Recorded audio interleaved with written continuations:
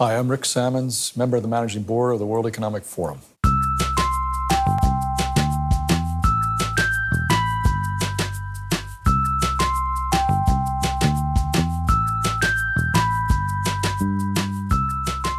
What needs to be done, of course, is to take these broad goals, and there are many of them, and translate them with some imagination and some conviction and commitment into specific plans of activity and action. There are quite a number of areas where governments have an opportunity to improve their growth process, improve the way their economies function in three dimensions.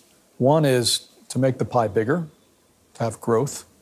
Secondly, to make that growth more resilient and sustainable. And then thirdly, and very importantly, they have an opportunity, while doing the other two, also to improve social outcomes. I think it's critically important to have macroeconomic stability and to expose one's economy to competitive forces, both domestically and internationally. But that's not enough. And unfortunately, those areas have attracted a disproportionate amount of attention over the years.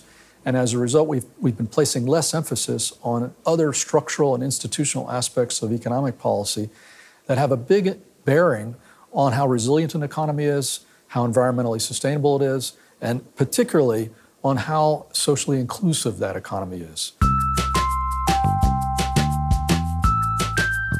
The problem right now is that there's too limited amount of public funds to help fund a lot of sustainable transport systems that economies need, or the shift in our energy systems and the like. The answer to that is to have a much broader look at where the capital is in our societies to be mobilized. Much of it is in the private sector. If we get both domestic policies better improved to improve the investment climate in countries so that the perceived risk is lower to private investors, both domestic and foreign.